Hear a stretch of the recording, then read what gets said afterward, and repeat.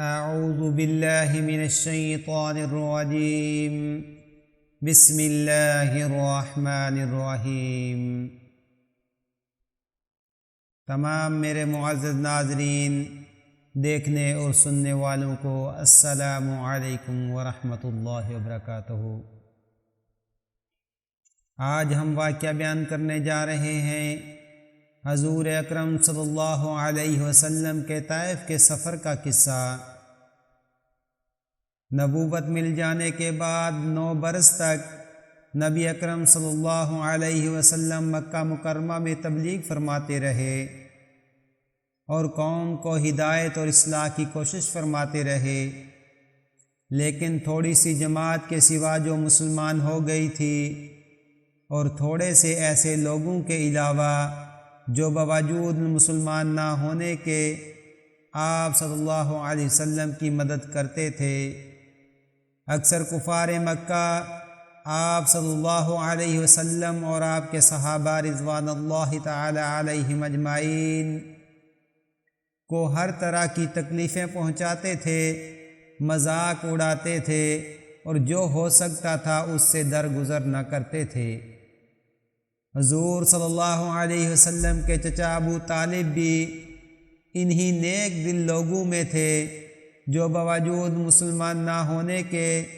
حضور صلی اللہ علیہ وسلم کی ہر قسم کی مدد فرماتے تھے۔ 10ویں سال میں جب ابو طالب کا بھی انتقال ہو گیا تو کافروں کو اور بھی ہر طرح کھلے مخاط اسلام سے روکنے اور مسلمانوں کو تکلیف پہنچانے کا موقع ملا۔ حضور اقدس صلی اللہ علیہ وسلم اس خیال سے طائف تشریف لے گئے کہ وہاں قبیلہ ثقیف کی بڑی جماعت ہے، اگر وہ قبیلہ مسلمان ہو جائے تو مسلمانوں کو ان تکلیفوں سے نجات ملے اور دین کے پھیلنے کی بنیاد پڑ جائے۔ وہاں پہنچ کر قبیلہ کے 3 سرداروں سے جو بڑے درجے کے سمجھے جاتے تھے گفتگو فرمائی اور اللہ کے دین کی طرف بلایا اور اللہ کے رسول کی یعنی اپنی مدد کی طرف متوجہ کیا، مگر ان لوگوں نے بجائے اس کے کہ دین کی بات کو قبول کرتے یا کم سے کم عرب کی مشہور مہمان نوازی کے لحاظ سے ایک نووارد مسلمان کی خاطر مدارت کرتے، صاف جواب دے دیا اور نہایت بے رخی اور بد اخلاقی سے پیش آئے۔ ان لوگوں نے یہ بھی گوارا نہ کیا کہ آپ یہاں قیام فرما لیں۔ جن لوگوں کو سردار سمجھ کر بات کی تھی وہ شریف ہوں گے اور مہذب گفتگو کریں گے۔ ان میں سے ایک شخص بولا، اوہو، آپ ہی کو اللہ نے نبی بنا کر بھیجا ہے۔ دوسرا بولا کہ اللہ کو تمہارے سوا کوئی اور ملتا ہی نہیں تھا جس کو رسول بنا کر بھیجتے۔ تیسرے نے کہا، میں تجھ سے بات کرنا نہیں چاہتا اس لیے کہ اگر تو واقعی نبی ہے جیسا کہ دعویٰ ہے تو تیری بات سے انکار کر دینا مصیبت سے خالی نہیں، اور اگر جھوٹ ہے تو میں ایسے شخص سے بات کرنا نہیں چاہتا۔ اس کے بعد ان لوگوں سے نا امید ہو کر حضور اکرم صلی اللہ علیہ وسلم نے اور لوگوں سے بات کرنے کا ارادہ فرمایا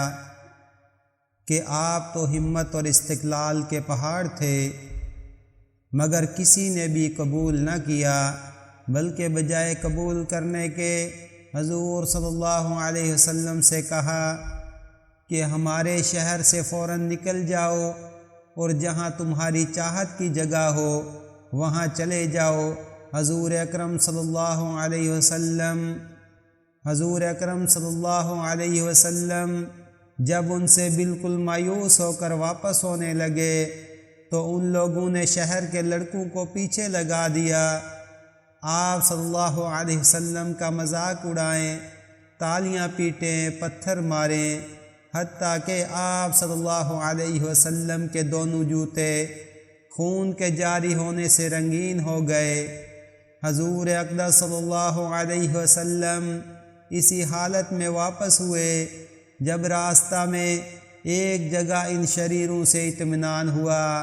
تو حضور صلی اللہ علیہ وسلم نے یہ دعا مانگی، اے اللہ، تجھی سے شکایت کرتا ہوں میں اپنی کمزوری اور بے کسی کی اور لوگوں میں ذلت اور رسوائی کی۔ اے ارحم الراحمین، تو ہی ذوفا کا رب ہے اور تو ہی میرا پروردگار ہے۔ تو مجھے کس کے حوالے کرتا ہے؟ کسی اجنبی بیگانہ کے جو مجھے دیکھ کر ترشرو ہوتا ہے اور منہ چڑھاتا ہے، یا کہ کسی دشمن کے جس کو تو نے مجھ پر قابو دے دیا۔ اے اللہ، اگر تو مجھ سے ناراض نہیں تو مجھے